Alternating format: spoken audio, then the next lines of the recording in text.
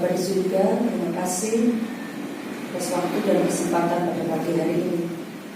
Kami boleh bersekutu di tempat ini dalam keadaan yang tidak kekurangan sesuatu apapun.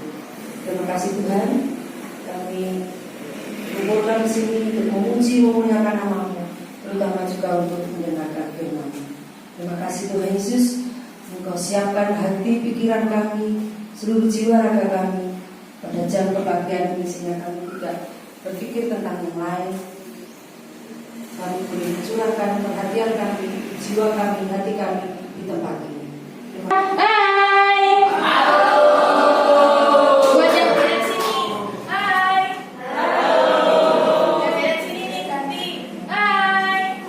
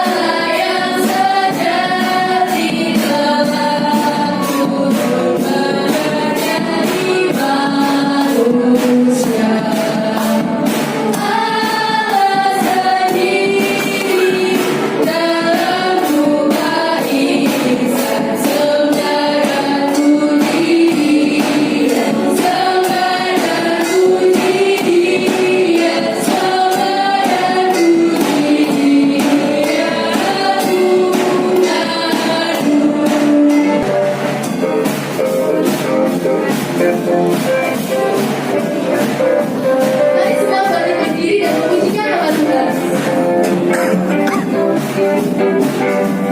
Dia lahir untuk kami, Dia mati untuk kami, Dia bangkit untuk kami semua.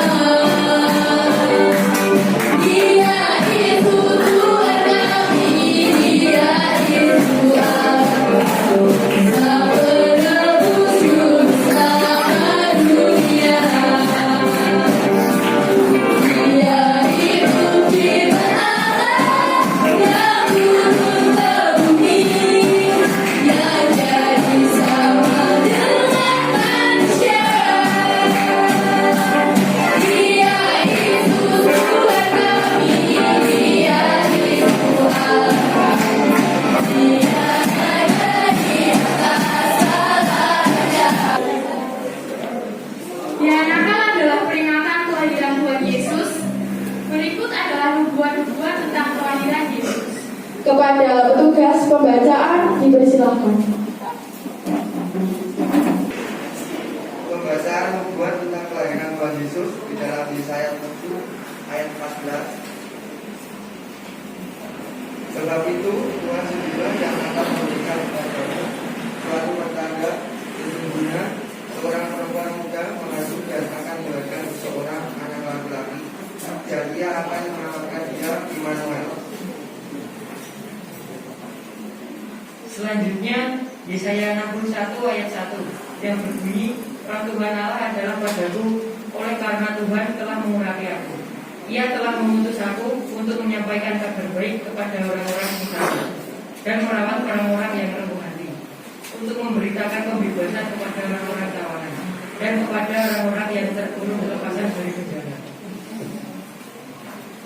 Selanjutnya Yesaya 9 ayat 6 yang berbunyi, sebab seorang anak lahir untuk kita, seorang putra telah diberikan untuk kita, lembaga pemerintah ada di atas golongan, dan anak itu orang penasihat ajaib, Allah yang perkasa, Bapa yang kekal, ada damai.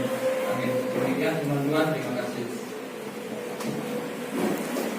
Tuhan, ini tiba saatnya untuk penampilan vokal grup dari adik-adik kelas 7. Beri tepuk tangan dulu dong, boleh deh.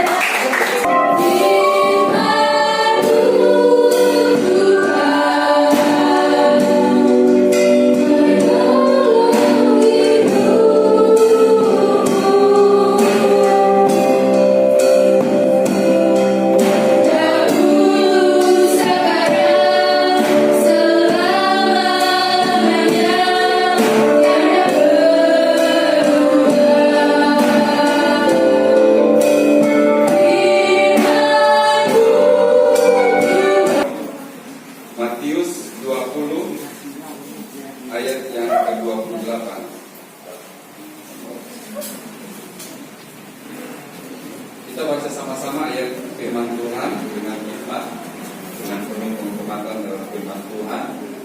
Matius 20 ayat yang ke-28.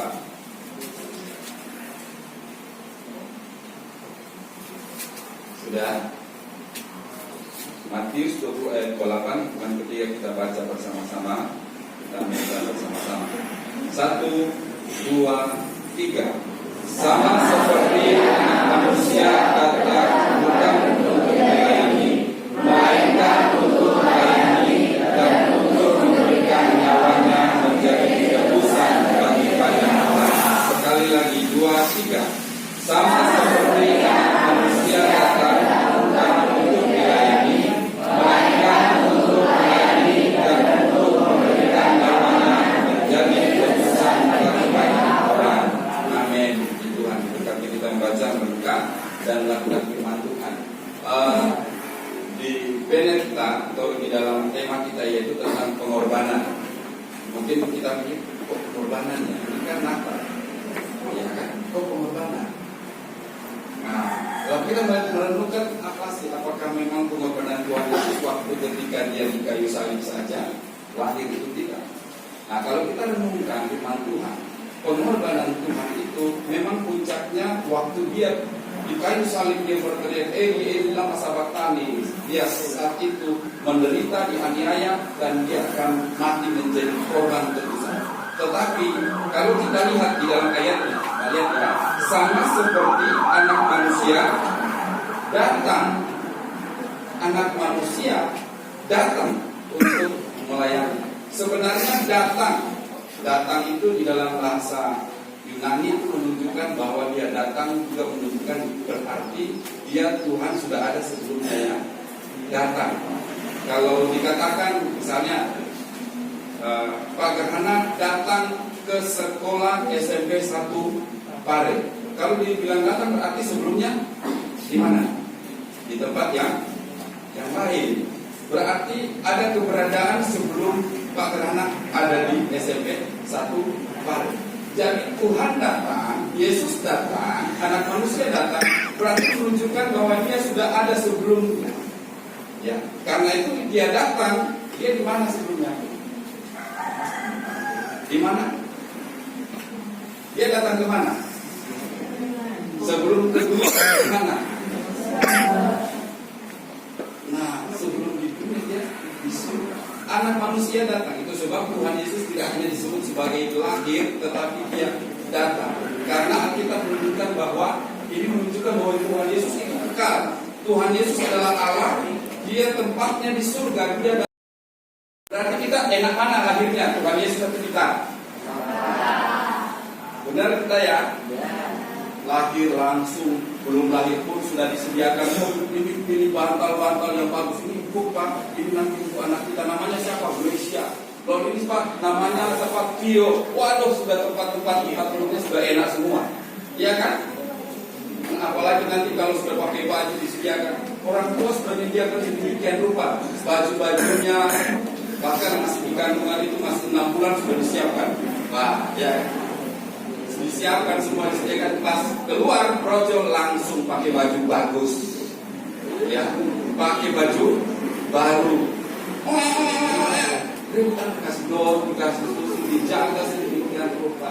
Nah, Tuhan Yesus lahir di kandang domba, ditaruh di sebuah palungan, di apa namanya, lihat cium bau busuk di sana. Bau apa? Bau kandang. Kita aja kalau misalnya tinggal rumah, lalu rumahnya itu ada kandang itu, waduh kita sudah makan-makan, apalagi ambunya itu tiap hari ya.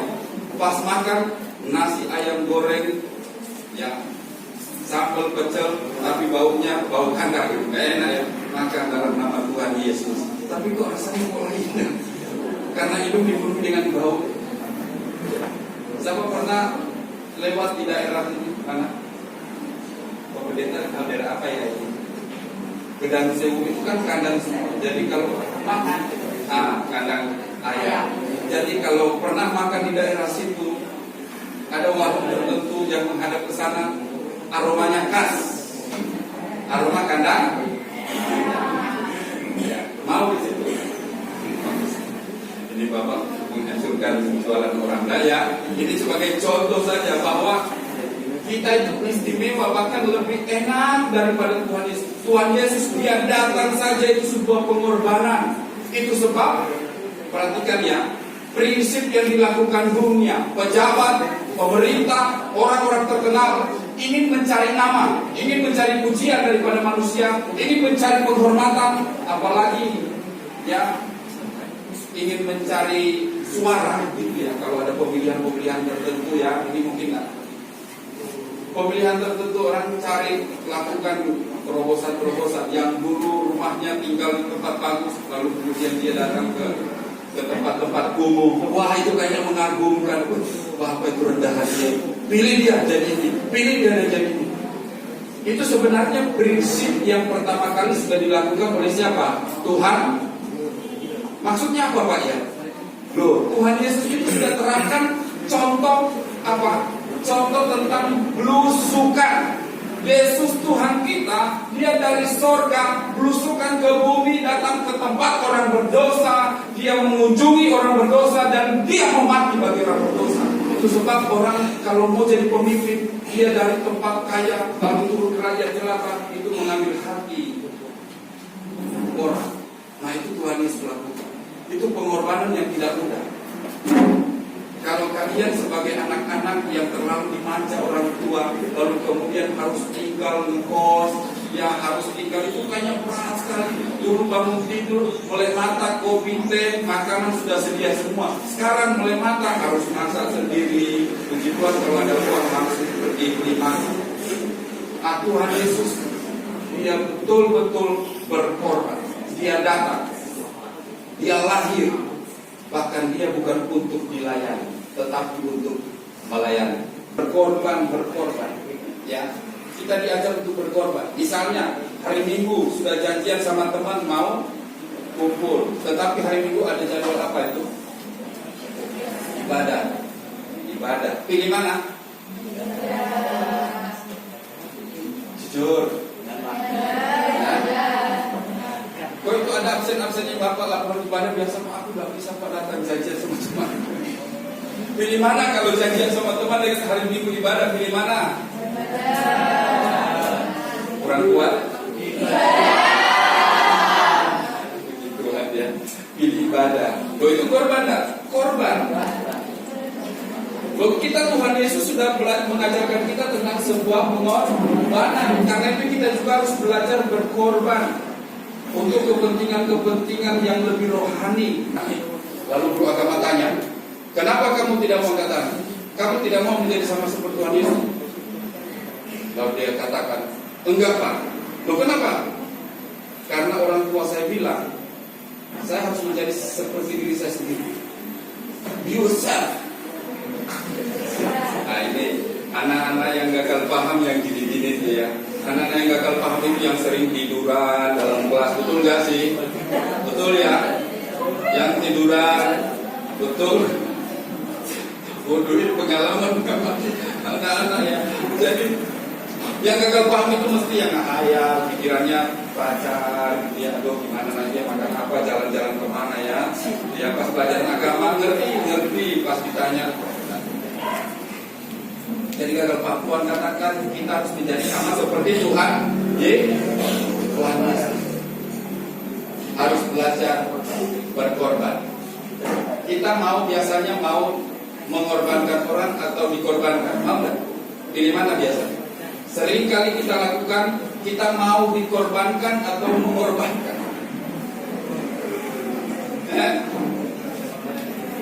Kita sering kali mau mengorbankan, orang berkorban, atau kita jadi korban. Senang jadi korban? Enggak ya, tapi senang korbankan orang ya?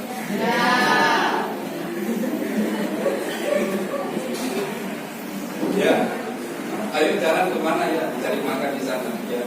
Terakhir ya, mau orang berkorban, tapi Tuhan mau kita juga belajar berkorban. Kita juga harus belajar untuk berkorban. Itu yang pesan Natal pada Desember tahun ini bersama-sama. Kita harus belajar berkorban.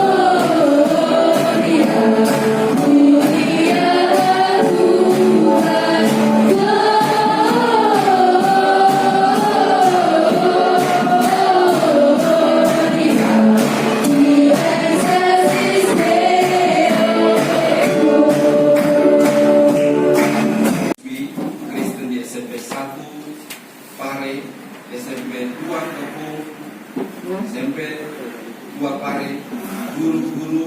Tuhan Yesus memberkati dan juga bersyukur buat tim yang ada sama Bapak Pendeta Paulus. Kami berterima kasih buat kekuatan, kesehatan, berkat-berkat yang Tuhan masih terus percayakan, sehingga sampai saat ini kami boleh ada sebagaimana kami ada semua karena berkat Tuhan dan pimpinan Tuhan atas kehidupan kami. Dan kami juga bersyukur buat jalannya ibadah Natal bersama ini boleh berjalan dengan baik, lancar. Terlebih nama Tuhan boleh dipermuliakan di dalam kehidupan kami. Natal kami boleh memaknai dengan sebuah kerendahan hati yang Tuhan boleh tunjukkan bagi dunia. Pengorbanan yang begitu besar. Raja segala raja, raja segala zaman datang ke dalam dunia untuk melayani. Inilah satu pengorbanan yang perlu kami teladani supaya kami belajar hidup sama seperti Tuhan Yesus, melakukan hal-hal yang harus kami lakukan sebagai anak-anak Tuhan Yesus. Terima kasih Bapak. Ajar kami sebagai anak-anak Tuhan, khususnya remaja-remaja yang dapat belajar berkorban, rendah hati, melayani satu sama lain, peduli satu sama lain, boleh mengasihi satu sama lain, supaya hidup Kristus bukan cuma kami mengerti, tetapi boleh hidup di dalam kehidupan kami. Terima kasih Bapa dalam surga. Terima kasih Tuhan Yesus. Tuhan memberkati seluruh kami yang sudah terlibat. Apapun yang menjadi kerinduan setiap pribadi di masa depan, kami pertaruhkan semua ke dalam tangan kuasa Tuhan Yesus Kristus. Dan terima kasih Bapak. Dan kami akan akhiri ibadah kami. Kami mohonkan berkat Tuhan atas kami. Bapak Ibu Saudara, anak-anak, dengarkan firman Tuhan. Tuhan memberkati engkau dan melindungi engkau. Tuhan menyinari engkau dengan wajahnya dan memberi engkau kasih karunia. Tuhan menghadapkan wajahnya kepadamu dan memberi engkau damai sejahtera. Terimalah berkat daripada Allah Bapa, cinta kasih daripada Tuhan Yesus Kristus, perlindungan, bimbingan daripada Roh Kudus terus menyertai kita sekalian, mulai hari ini sampai Maranatha Tuhan Yesus datang menjemput kita gereja Kudus. Di dalam nama Tuhan Yesus Kristus, setiap kita percaya dan berkati Tuhan bersama mengatakan amin. Sore terlihat seorang gadis remaja yang akan pergi ke rumah tunannya untuk kerja kelompok. Remaja itu bengkak dan membawa gadis itu pergi.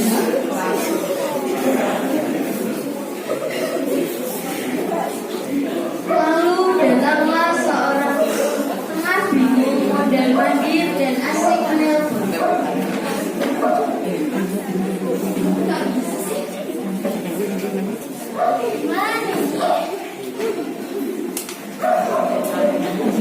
Dia berhenti saat mendapati sebuah villa yang ia kenal tergeletak di bawah tanah.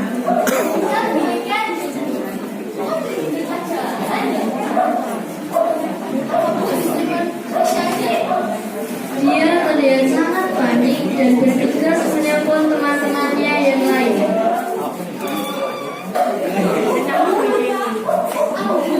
Aku tadi bilang ini di tengah jalan.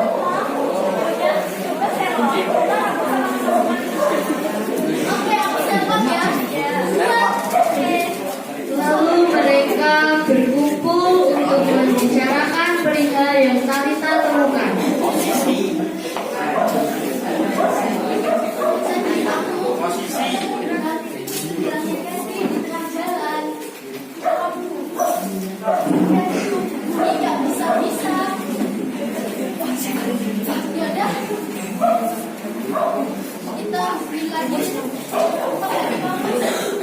Tiba-tiba nada dering HP berbunyi.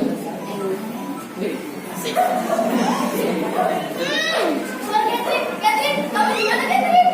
Teman kalian ada bersama kita. Kamu siapa? Kalian tidak perlu tahu siapa kita. Kalau kalian punya teman kalian salah, bawa tebusan 100 juta ke Filipina.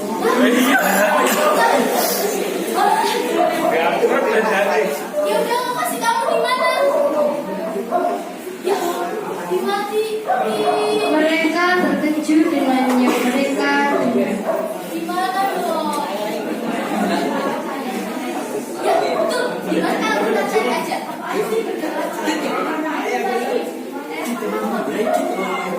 Biarkan dia beban-beban kita cari jenazah. Kalau dia menciptakan kita, bagus dia beban.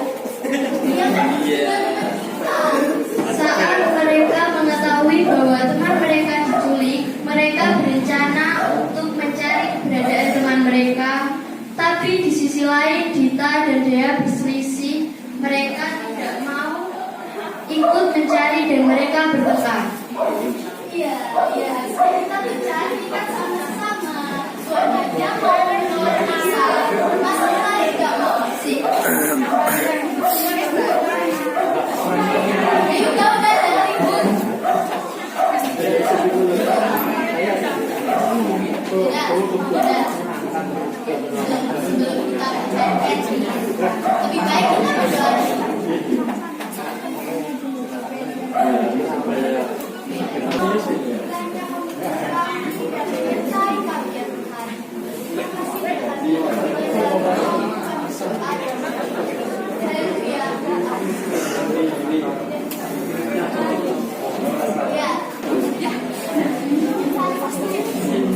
Dan akhirnya setelah lama mencari, menemukan gubuk tengah hutan.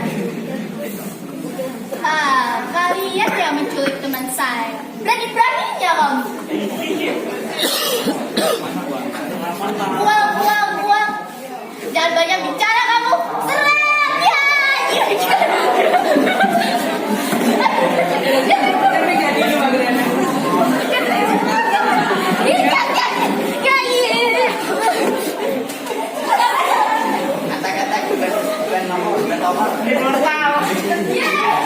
Akhirnya kamu selamat. Iya kamu sih bener banget jadi orang. Kalian tadi gimana? Ya, oke, kita maafin kok. Makasih ya teman-teman. Ya, sama-sama. Gimana kalau sebagai rasa ucapan kita nyanyi bareng-bareng karena cinta.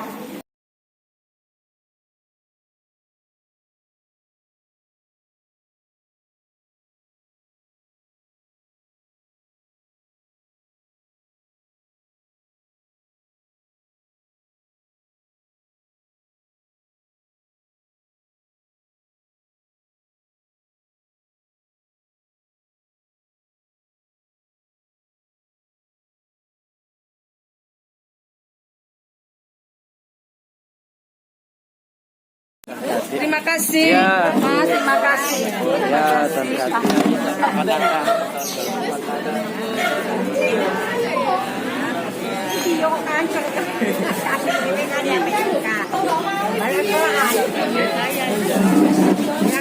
Ya, Bu Cinta, nyata Pak. Ini baru berapa sekolah?